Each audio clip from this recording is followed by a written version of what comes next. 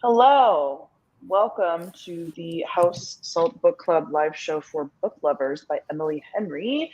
We are actually doing it on time and early this time. Yay! So thank you guys for joining. We all, I think, read this book not last minute too. Yeah, I read it. I read it. I finished it today. I finished it today. Okay. Well, I thought that you guys did better. Okay. I thought we got it done ahead of time. Well, I mean, it was hours ahead of time. Okay, it was hours, better. Which is really early for you guys. Yes. Okay, good to know. Cool.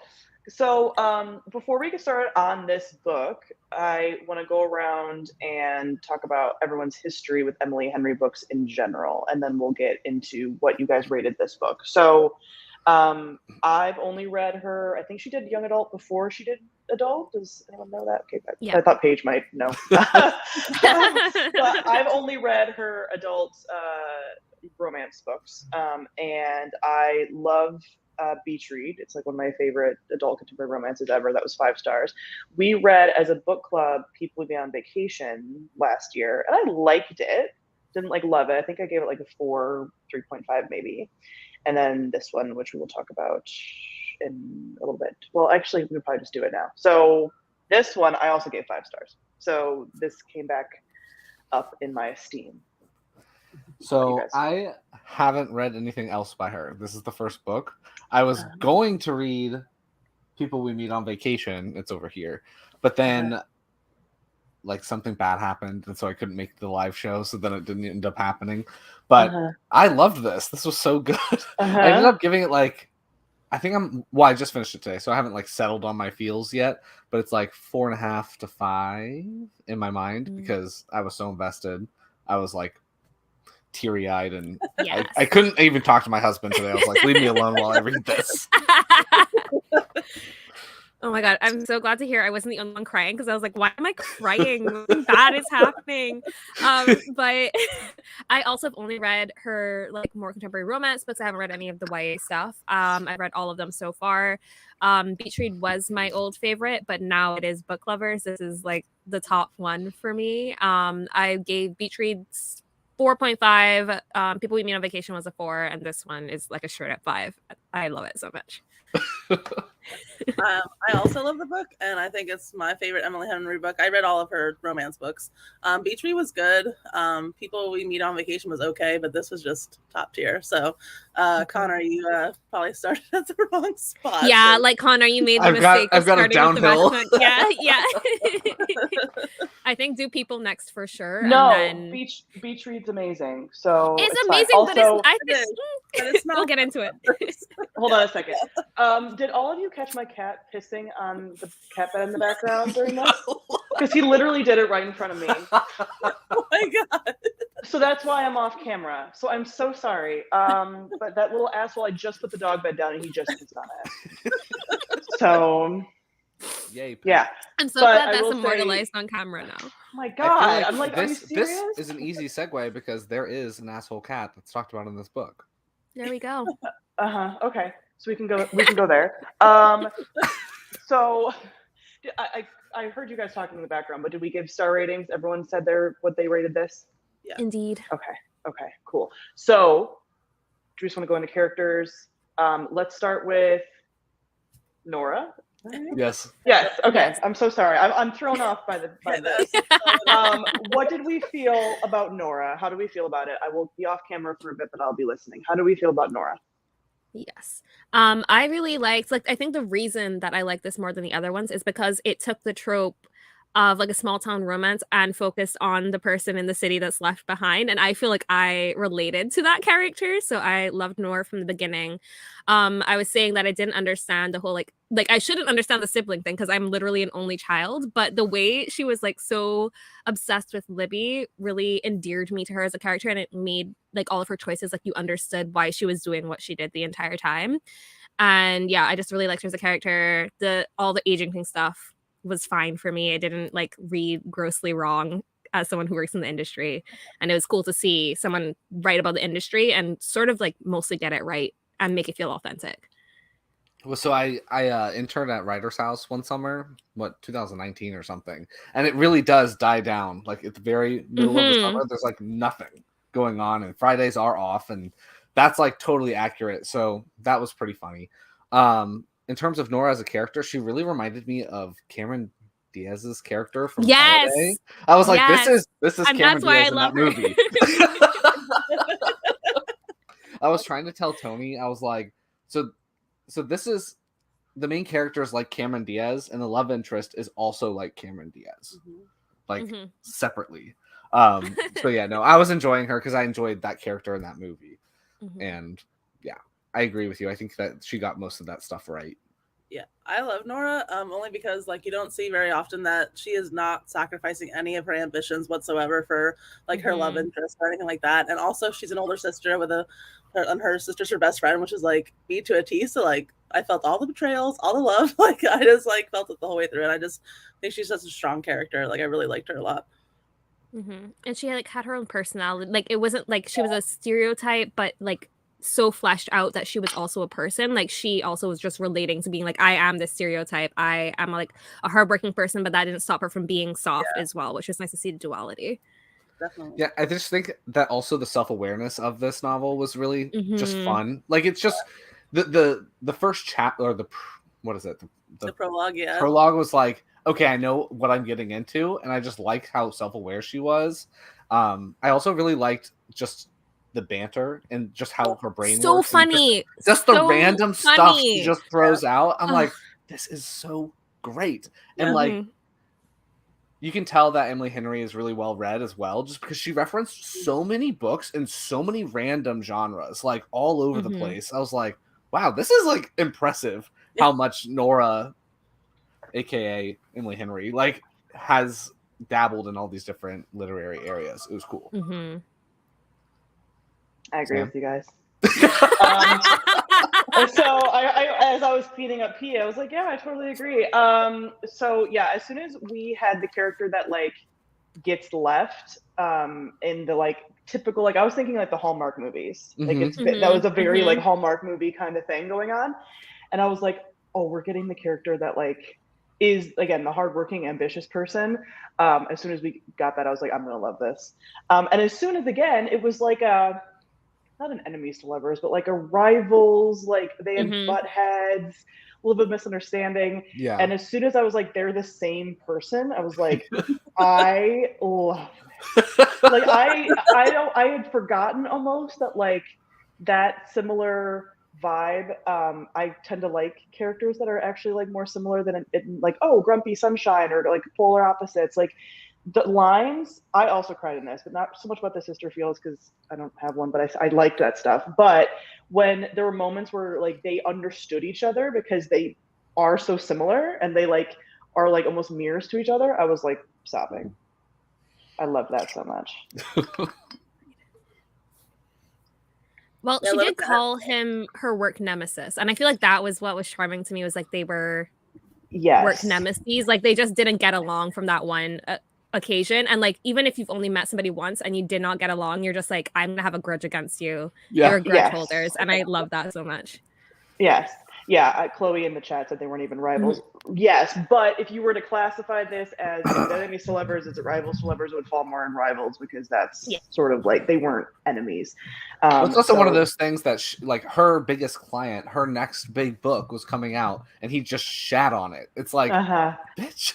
Back up. And then the satisfaction of that book doing super well and having a like movie so good. But the thing is like he was shitting on it, but he was like, she can do better than this. Like so that was actually kind of cool too, because he wasn't like, he's like, I don't think she's a bad author. He's like, I just think this wasn't her best book, and they agreed on the book that they thought was the best book. And I even thought that was like huge. Like, oh, you could see from the beginning that like they actually had a lot more like in common, but she was so like, you know, blinded by everything else that was going on and all the drama that was happening and whatever. But I just thought it was cute enough that like years later she like sends him a bantery email and he like immediately responds when he was like in his hometown. Boy, like I was like, that is so cute. Like the bantery emails were adorable. Yeah. I really enjoyed that. Like, oh my gosh, I just lost my train of thought. But when Oh, like when they were talking about how they agreed but didn't agree on what was the best book, because the literary agent's not going to be like, yeah, that past book was better. No, the most current thing is the best thing they've ever done. Like that was so accurate, because when I was working at a literary agency, that's how all of the agents were. Like whatever they were working on is the greatest book of all time, and that's how they present it. Yeah, because they have to be hype people. So like it made sense. Like the fact that like even the way that her job was talked about. I don't know like a ton about agent stuff. I just know things very adjacently. But it was like, you know, she has to be a shark and whatever. And I'm like, oh, and it just even the way that like it translated. Oh, shark. Well, I love that. Like usually again, you have all these books where the love interest is like, oh, it's so much better when you're relaxing and not whatever, when you're not in work all the time, whatever. And he was like, you're a shark. And I was like, oh, again, like he sees her, and the way that like the agent editor thing translates really well, because there's been plenty of people that I've seen that have been agents that have gone to editors and vice versa, like in the book world. So even that like felt very obviously accurate. How do we feel about Charlie? Equally obsessed. I'm in love with that man and wish he was real. Like what? It was just, especially because I listened to it on audio while I was reading the book, and just the narrator like doing the growly voice really it served you for listened me. on audio. The audio was very good. It was good. He gave me Scar vibes versus Mufasa. Like his cousin is Mufasa and he's Scar. I did not picture anything from Lion King. I will say that. But it was like the cut, like they're like the brother thing, where like one is the like stereotypically attractive, like burly, doing everything right, like hometowny, and then there's the one that's over here doing his own thing, and he's an outsider. I guess. The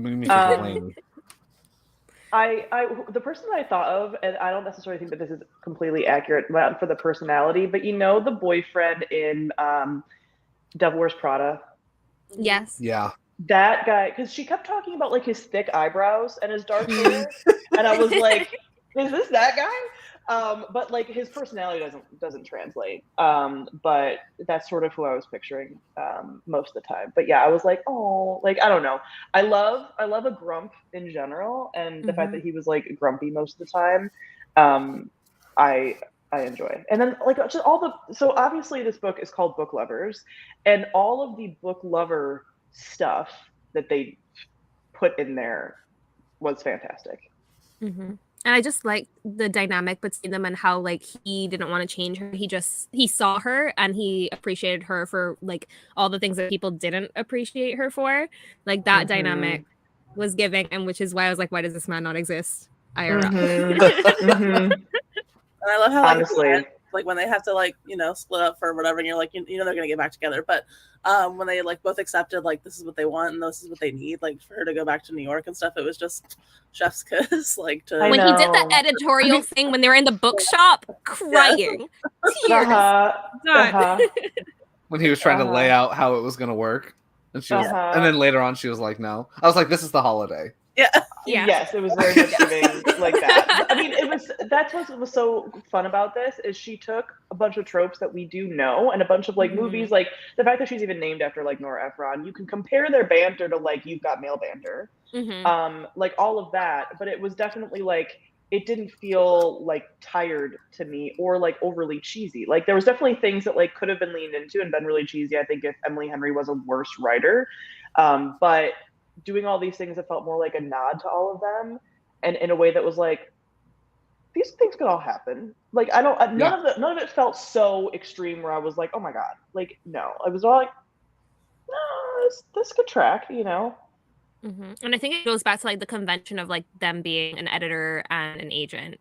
Like having those as the two protagonists of the novel, you could play more into it and be more self-aware and like referencing what you're trying to do, because like that's what the characters themselves would be doing. They would be making the acknowledgments like, hey, I'm this character, hey, this guy is going to be the love interest in the book, because like that's what they do for their work.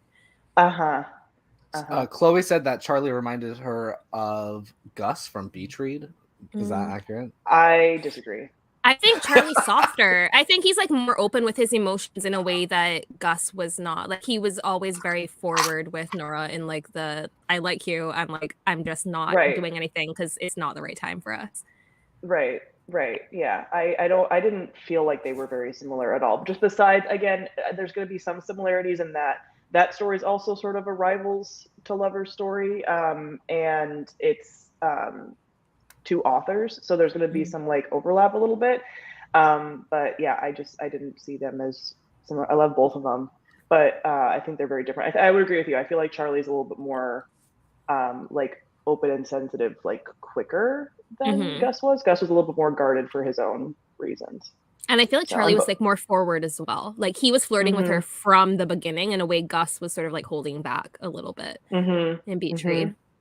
Right. Because they didn't know, you know, they were still like, that was a very much, both of them were sort of rivals. Like he was sort of into her, but yeah, we won't go into it for Connor. It's not like it's really spoiling much of anything, but like, I mean, you kind of know what to expect when you're going into a romance book. Yeah. So like, we're not, I mean, spoiler, and they that's like why, each other. What? Right. Well, that's why I thought it was funny that Nora flips to the end of the book every single time she like picks up a book, unless it's one of her clients' books. Because I'm like, it's funny because with a romance, you know exactly how it's going to end up anyway. So, whatever. But I think that's funny. That gave me Mari energy, like looking up spoilers on Wikipedia because she gets stressed. Yes. Yeah. So, how about the sister? I'm forgetting Libby? her name. Libby. Yes. How did we feel about her as a side character? I ended up really enjoying her just because I feel like she started off pretty, you know, plain. And then over the course of the book, you're trying to predict what the heck is going on. Yeah. And I think that Emily Henry did a good job of not giving away what they were doing. Because I was like, what is this? Is she dying because they say bucket list? Like, is something wrong with the baby? Are they actually getting a divorce? What is going on with this situation?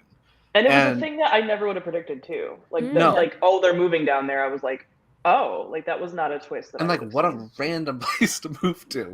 So like, that was not even on my radar. So I really, really appreciated how she was woven into this story and what the motivation was behind the trip and the like whole bucket list situation. So I really liked her for that. And I also just really liked how like flitty she was. Like she was like coming in and out, and I don't know. I just thought it was a really nice like contrast with how Nora was, because Nora's so solid and like present. Well, not present, but like, you know what I mean.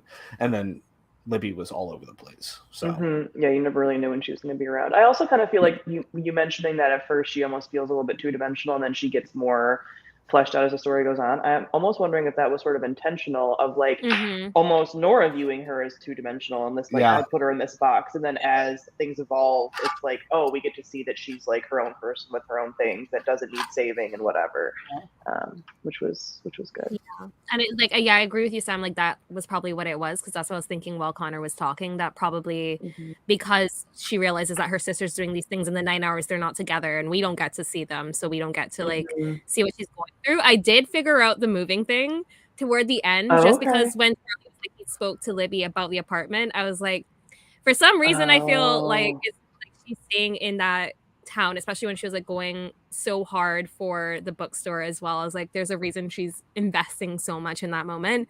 So when it happened, I was like, oh, that's satisfying to know. Like this is, I was right in thinking that. Sam? Yeah, towards the, and I'm trying to remember because I read this like 2 or 3 books ago, since I read it earlier, and I needed to recover from bone season. So that's why I read it like right after the bone season, because that was 1 star, and then I went back up to 5. Yay, recovery! But there was like the part at the end. So we kind of mentioned, and I do want to talk about that as like a trope. There was no 3rd act breakup. There was 3rd act conflict, because I will scream this on the rooftops. 3rd act conflict is what romance books require, not breakups. But all the romance authors fucking make them do breakups as their 3rd act conflict. It's really annoying. So during that conflict part, I was like, oh, I know it's going to be sort of like Libby taking over the store so that he can go back to New York, because they're not going to have him end up staying. I just didn't know like how long it was going to take. But yeah, so that was the part where I was like, okay, like she's going to stick around because she's like the obvious one to help save the store and like, you know, pour her whole life into it and whatever. And now that you said breakup, like third act breakup, it was between the sisters. Like that was the arc of the book, was Yeah. that the sisters Mhm. had the falling out in the third act, and that's probably why I was Mhm. crying the entire time. Yeah, I much prefer a third act conflict, and she does it really well. I mean, she did a third act breakup in People Women on Vacation, but she didn't do it in Beach Read. So like she tends to not like, it tends to be external conflict happening, more so than the characters like don't want to be together because they had a fight. Which I prefer, because it's like, why, if you're gonna break up at the very beginning stages of your relationship, and then I'm supposed to believe that you stay together forever after that? No, and so annoying.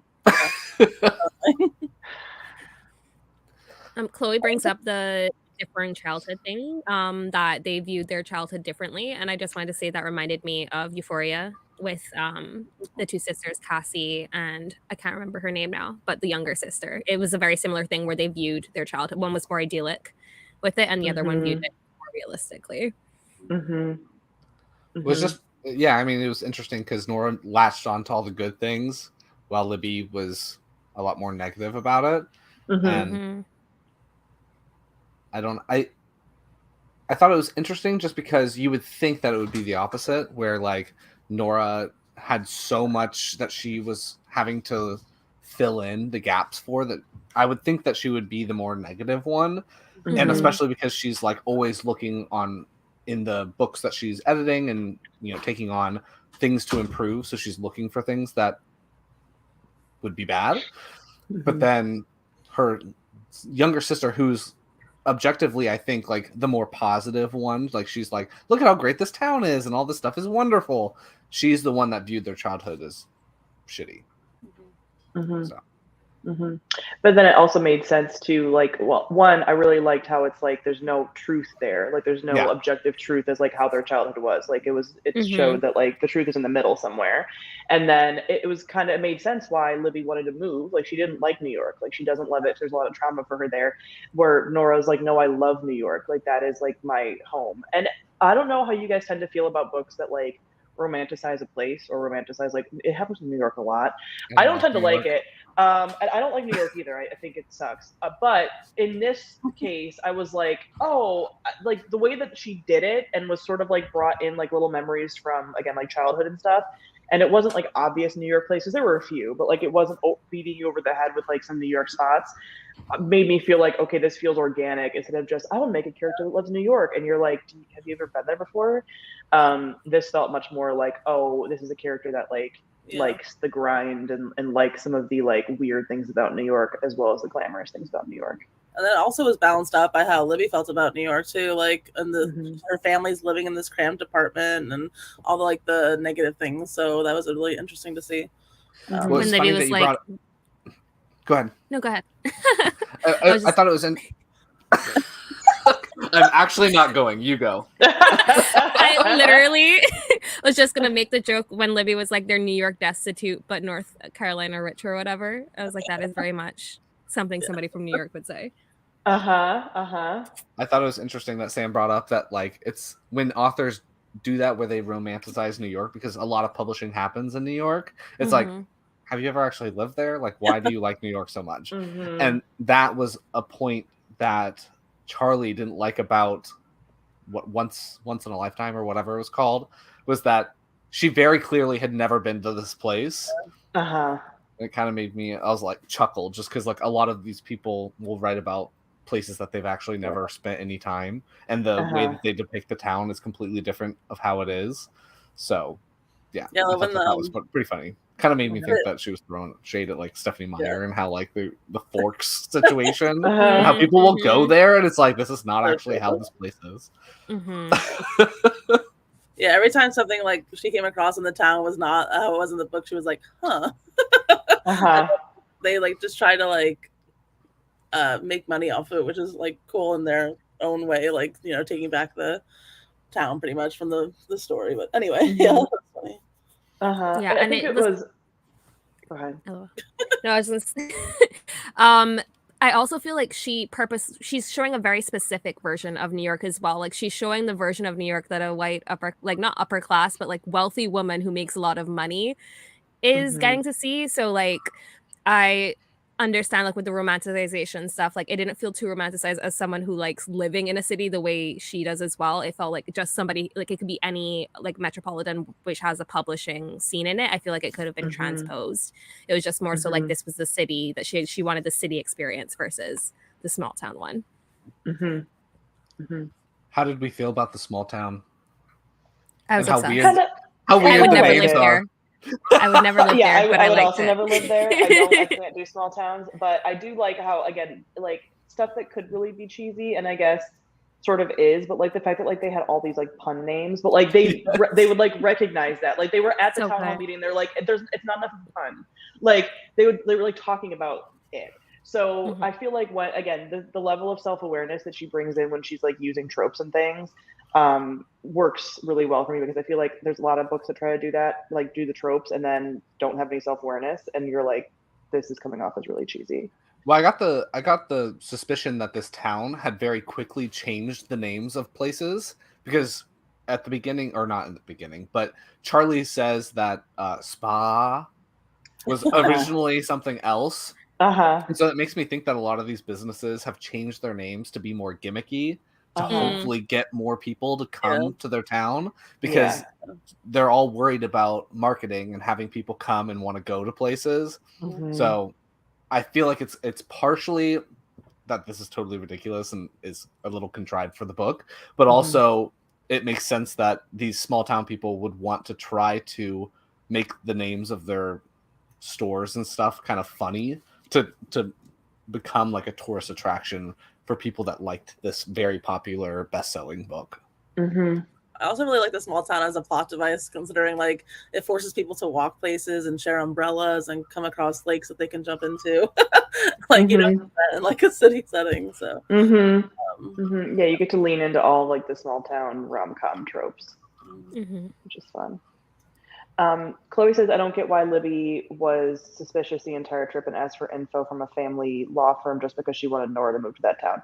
She was acting suspicious because she didn't want Nora to know that she was moving. So that's why she's acting suspicious. And I think she asked for the family law firm not for any preschool advice. Right, for real estate. Yeah. So, no, I think no, it was for preschool. It was just like the woman knew about a preschool. Yeah. Yes. So she just happened to be a lawyer, but she wasn't actually looking for just a mom. the lawyer. It was talking about school. Yeah. So it all came together. Which again, I was like, I don't know how this is gonna go. And then when it was all laid out, I was like, oh, that's good. I didn't think of that one. I really thought they were gonna get divorced. I was like, they're getting divorced. I thought that was like, where I was like, maybe then she's gonna move down there just to like be away from him or whatever. But like, I didn't think it was like them moving down together. Because it's also like, why was she blowing him off so much? I think it was because, again, he was saying he wanted, you would tell your sister what's going on, and she's like, no. But still, I'll do it when I'm ready. It was so suspicious. I was like, what did he do? The one line that got me thinking that like maybe there was trouble is because like Nora said how like they sort of met not super shortly after their mom died, but like a little bit, and then he was way older. And so I was like, oh, like did they fall in love, when she was young, and like she's grown up now, and like they've just grown apart. Like, so that little line, even that sort of got me thinking like, oh yeah, like it was a really good like red herring to like throw me off, where I was like, oh, they must have issues. And then like you meet him and he's like a big goofball and like they're definitely in love, and you're like, oh, okay. Well, also fine. Emily Henry did a good job of making Libby just so over like dealing with the kids for a short amount of time. Like it was like, I just need a break from being a mom. I don't want to do it. Like it's like, oh, are you abandoning your children? And then they all come and it's like fine. But she's like, I was miss like, you. I was like, oh, is she like running away? Speaking of kids, I really also like the fact that not wanting kids was portrayed in this book, like both of them. Like you don't see that very often, and it's just good representation. Yeah, and they like want to be like the city people without kids, and I'm like, God bless, thank you, because so often you don't see that. It's like, oh, like well, eventually they're gonna move to the suburbs. Like no, so I just love that they get to live their like. I also appreciated that they weren't like anti just children. Like they didn't hate kids; they just didn't want any. They're like, I don't want them. Yeah, Nora's like, I was already a mom, basically. Yeah, she was like, I did my duty. I'm done now. Me Yeah. time. Your turn. Tag. Yeah. 100%. Yeah. I think even the integration of the like quote unquote bucket list was also like super cute. Y'all, there's a title to this video. I don't I don't know why we're getting so many questions about this. Maybe because book lover sounds like it's not a book title. I don't know. Fair. But like we've never gotten this many questions about like what we're talking about. It's so funny. Anyway, I like the inclusion. Like I love a list book, like a rom-com that has like a list of things to do. And I just thought that was cute. But I also thought that it was cool that they didn't like stick to that super hard as like the main plot point either. Yeah. But it was like, oh, like we want to do this and this and like whatever. I thought that was just kind of like a cute way for her sister to attempt to do that. Well, and it very clearly early on establishes that they're not going to stick to this list because they're like, you're pregnant. We You can't can't do do that. half We of these can't do things. Yeah. You're going to ride a horse while you're 6 months pregnant? No. You're going to swim in a lake that could have like flesh-eating bacteria? No. But then like Nora would like end up doing some of the things almost on accident, and it's like it was cute. I like that. Yeah, and it was like a good plot point too, as a way to introduce certain elements to the story, like the cousin and the lake scene, and like just it was a good way that she didn't have to stick with it the entire time. We're going to talk about Mr. Heartthrob cousin. The lake scene. I was like the cousin. No, the cousin's whatever. He was like nothing. Shepherd? Dead. Yeah, right. Shepherd. Right. And I love that like he was the guy that would be in the, Hallmark movie, But yeah, like some of those scenes with the tension with those two. The scene iconic. So good. I was gasping every time. I was like shook. It was almost too much. The fact that they like literally almost have sex in a library, I was like, guys. Yeah. You can't. Like, calm down. And then they were like, we're not going to. And I was like, thank you. Yeah. But then they did have sex like in a bookstore, which is well, the bookstore's different. It's like his bookstore. Like, it's not like a public place. In the I mean, it is, but like, like it's his. I also I texted Sam about this, but I really feel like Emily Henry like handles sex scenes so much better than other authors that do like rom-com type of books, because I don't know, sometimes it's too vulgar and it's like they try to go like straight smut and then it takes you right out of the story, but this is like more interwoven with like the rest of the tone. So like I really appreciate that about the way she writes sex scenes and stuff like that. So it's funny, Chloe's in the chat. Chloe, did you hate this book? I'm so sorry we keep like commenting about but Chloe right, you're just providing the comments and like the criticism, but she's saying that she felt like the writing for the steamy scenes was too flowery, metaphorical. Sorry, Chloe, I disagree with you. So I think it depends. So I think it depends on the kind of reader that you are and the kind of romance reader that you are. I think smut's very popular right now, and there's a lot of smutty books. I don't love a smutty scene. Like especially if you're reading a book and you're going into it knowing it's smut. Whatever, fine. Yeah. But in a book like this that is like commercial rom-com, if they start going into like Talia Hibbert, bless her heart, I do. I'm sorry, Talia Hibbert cannot be touched. I do be loving those scenes too. I cannot. Yes, but we have to admit that it doesn't flow. Like it's like the writing in her like normal scenes to like the like hard and heavy stuff is like, oh my god, like you're just like it throws me off. So I actually prefer like, this wasn't like heavy smut or anything, or like whatever, it's a little bit more flowery, but for this kind of book I'm actually okay with that, because it makes that, like Kayla was saying, it makes the writing styles flow together instead of it being like, and here's a sex scene and then we're going back to normal after. Like that always I don't think a lot of authors can actually transition between sex scenes. I think sex scenes are way harder to write, and then you're getting into all the smutty language and it just doesn't flow with your writing style, and it just feels very disjointed.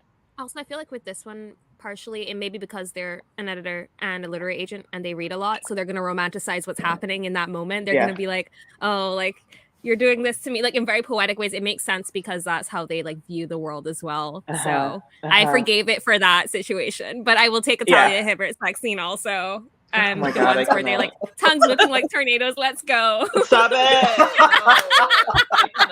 I will bring it up every time.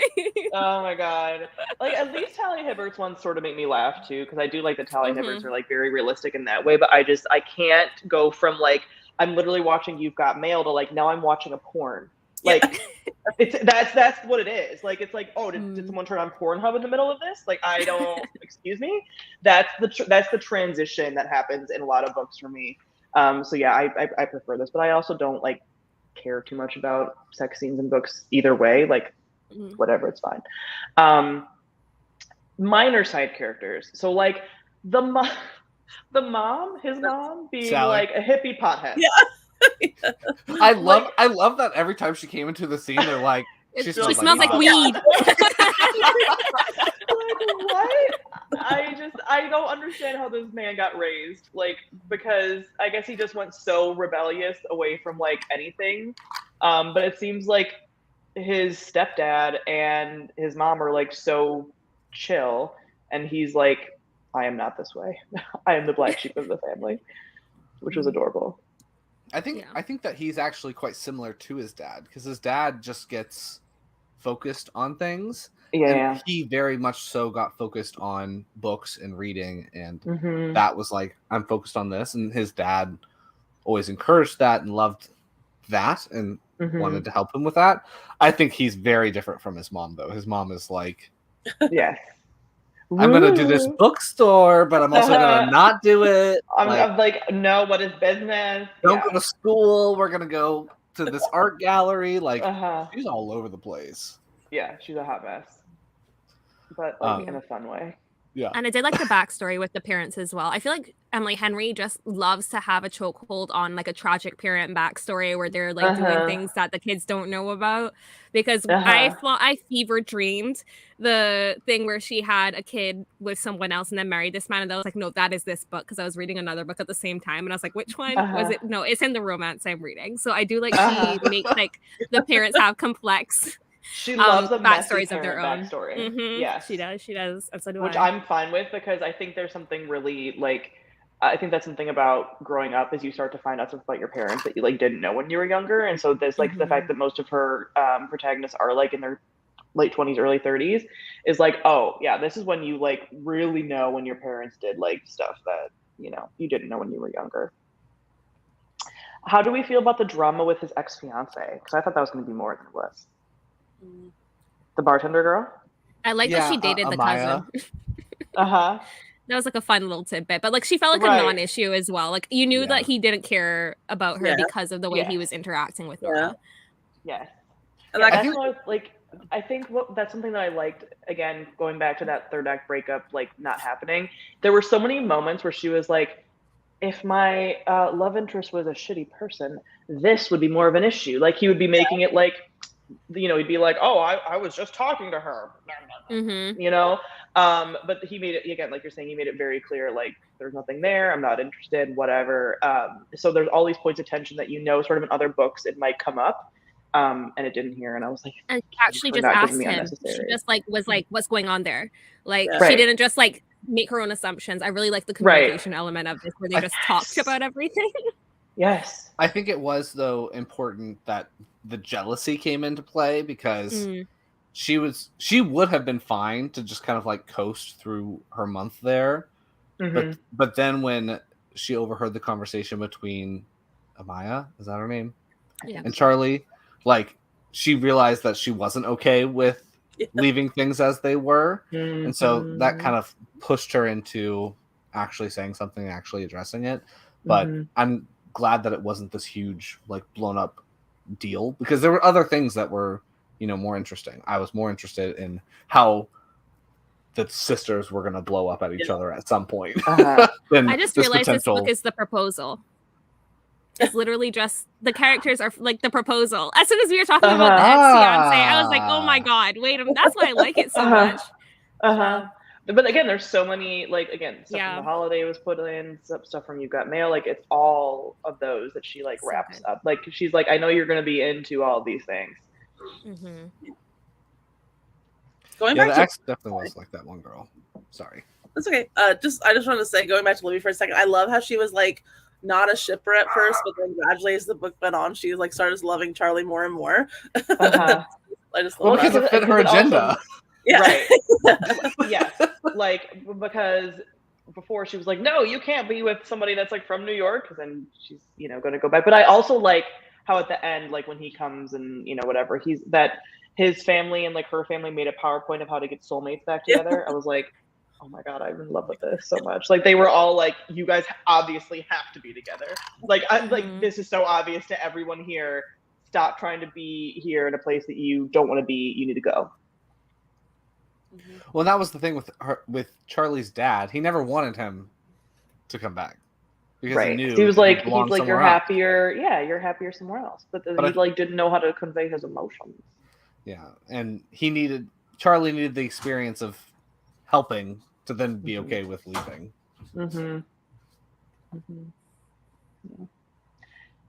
Anything else you want to touch base on with this book before we do final? What are our rankings of Emily Henry books? Will be our final thing, but yeah. If you want a book that's going to make you cry, read this one. Yeah, that's it. Highly recommend. In some way, yes. In some way, you will cry at some point during this book. I mean, I tend to feel that way about any of Emily Henry's books, honestly. I definitely cried during Beach Read. I don't think I cried during People We Meet on Vacation. I did during Beach Read for sure. But definitely Beach Read. Yeah. Okay.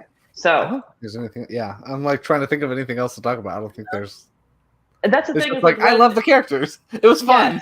Yes. when there's not much, I mean, we got 40 minutes out of it, which is pretty good. But like when we all agree and everything is nice and it's a romance book, like there's very little to actually say. We're not sitting here like trying to defend our points. We're like, it's great. Was this our best book of the year so far? Yeah. Yes. No, by a long shot. Everything else has been bad. I think the second best so far has been Ice Planet Barbarian. Like that's how bad looking back, insane but true. Insane but true. That is like, actually what accurate. The fuck? But I'm very hopeful about the last half of the year, and we will talk about before we wrap up too what some of our upcoming books are going to be. But yeah, so for me, I don't really know. I think Beach Read is still my ultimate favorite, just because it was like the original. And that one just like hit me very hard. And that one had the dad feels. And the dad feels get me a lot. But then this one is a very, very, very close second. Like I don't actually even know which couple I prefer. I love them both so much. And then People on Vacation is third. I've only read this one.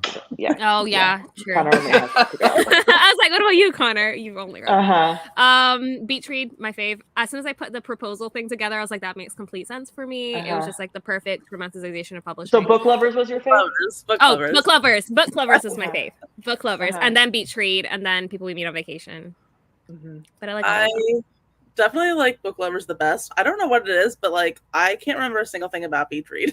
Like I don't know if it was the mood I was in while I was reading it. It was okay, but like maybe I should reread it because I just didn't latch on like you guys did. So maybe I missed something. But yeah, I would say Book Lovers and then Beach Read still probably, and then People We Meet on Vacation was kind of forgettable. I only liked it because the conversation that we had last year. So yeah. It was a Friends to Lovers, and I think she should stick to Rivals to Lovers. Yeah. I like me a Friends to Lovers. Give me more Friends to Lovers, Emily. Like, come on.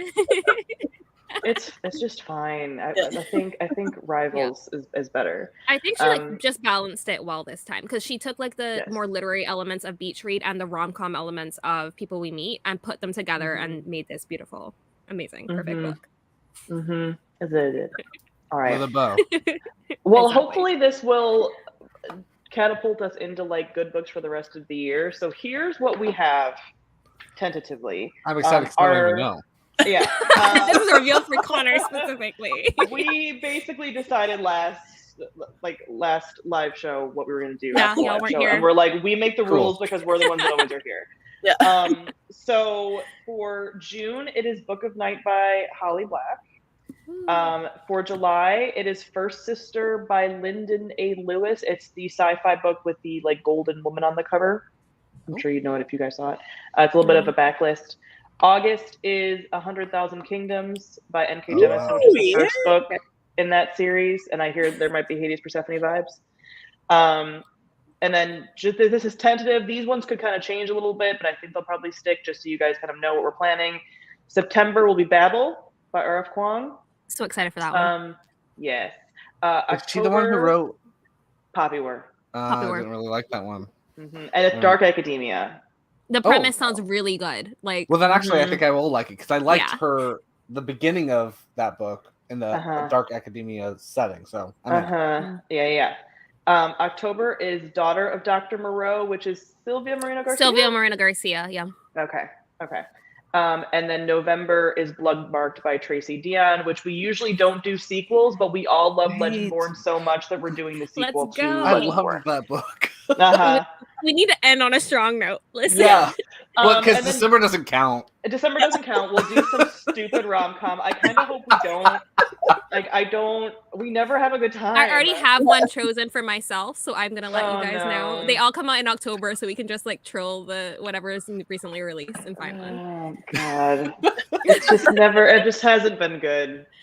But hopefully we'll be in the Christmas spirit. If like worst comes to worst, we'll read like a Christmas Carol or something. Do like Jordan will read like the Muppets version.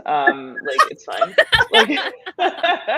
But that's our plan. And I am very hopeful about the last half of the year. Like all of those, I don't know. Holly Black, I think could go either way with Book of Night. Yeah. I've been hearing mixed things about I've it. heard mixed things about that.